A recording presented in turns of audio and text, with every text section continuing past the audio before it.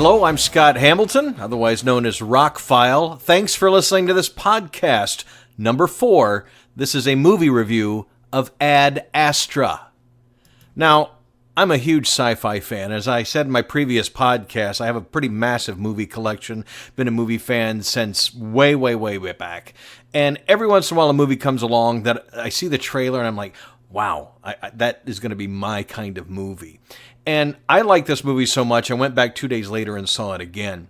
I'm doing this review because a couple of days ago, one of my favorite reviewers, who I won't name, just crucified the movie and spent his entire review picking on the science. Now, if I were to do that, I could pretty much pick apart any blockbuster, any big popular movie. We don't go see Doctor Strange or the Avengers because the science is real. And even though this movie looks like it's going to be a realistic sci-fi movie, it's still a movie. And I can't review it on the technical merits of the science because I would tear apart Star Wars. I would tear apart Star Trek. I would every superhero movie.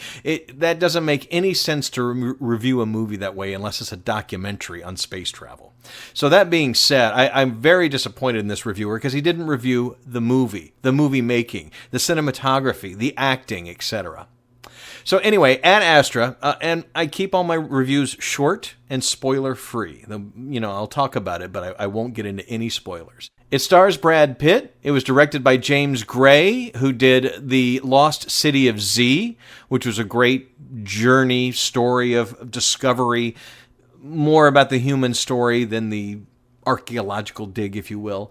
And AD Astra, it's a story of a man who, much like Neil Armstrong, keeps his heart rate very low in intense situations, no matter what's happening.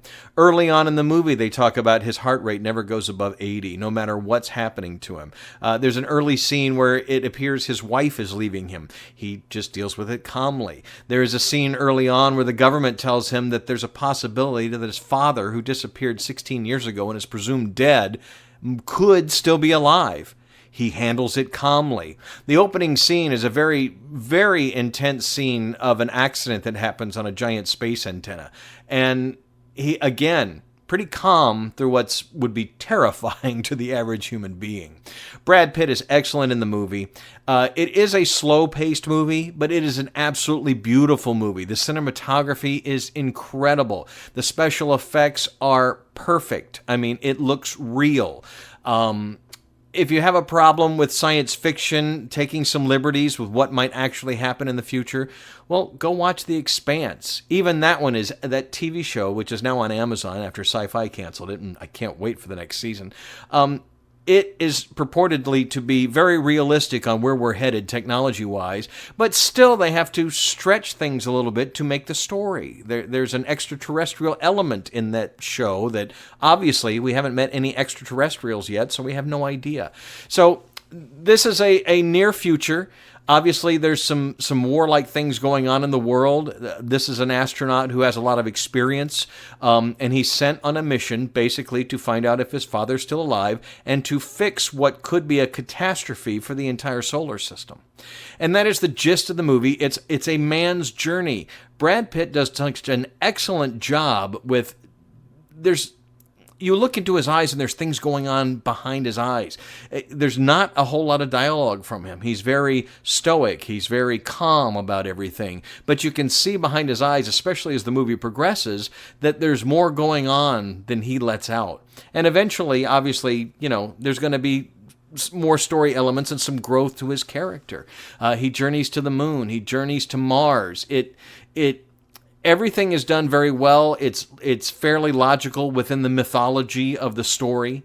And if you like those kind of movies, if you like a movie like Moon or even 2001: A Space Odyssey, movies that may take a little bit of liberty with the science but give you a rapturous movie to watch, something that's very visual, something that's stimulating on an intellectual level, gives you a lot of things to talk about after the movie's over, a lot of things to think about while it's going on. So it's not a movie for everybody. Critics pretty much liked it. On Rotten Tomatoes, it's about 83% right now. Box office-wise, it's made almost its budget back worldwide. I saw something online, they were already calling it a flop, but it only cost about $100 million to make, and it's already made $90, and it's still in theaters, so... There you go. It is a beautiful movie, and if you're in the mood for something that's not laser blasts and explosions and alien invasions, which is pretty much most of the science fiction we get these days, I think you're going to like Ad Astra. The other stars of the movie, Tommy Lee Jones, Ruth Negga, Liv Tyler, and Donald Sutherland, everybody in the movie does a great job, although I think Liv Tyler is starting to get typecast between this, Armageddon, and a couple others. She's always the wife that stays on Earth. But anyway, by the time the movie ends, there's a lot of voiceover in the movie either. I didn't mention that. Sometimes that's not my biggest thing, not my favorite thing in a movie, but I think this one, we need to know what's going on in his head because of the type of character he's playing. And his narration lets you in on some things that may not be obvious, but seeing it a second time, I picked up on a whole lot of things I didn't see the first time. So it's that kind of movie. It's an intellectual movie. It's a slow-paced movie, but it's an absolutely gorgeous movie. It's an intelligent movie, and it's a movie that you can go have coffee afterwards and have lots of conversation about. I would highly recommend Ad Astra. I'd give it a 4 out of 5.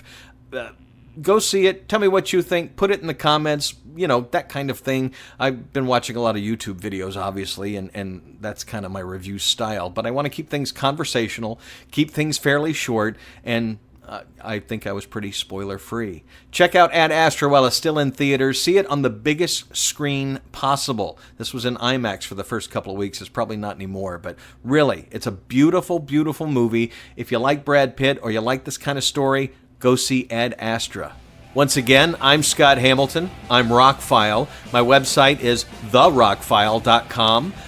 Thank you for downloading this podcast and giving it a listen. We're on most of the podcast services so far. Still waiting for iTunes to approve. Probably be another few days for that, but literally on just about every other podcast service.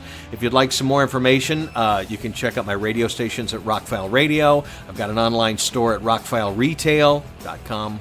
Behind all of these, we have Facebook pages. Even my dogs have a page, the Archer Files. You can find that on Facebook and Instagram.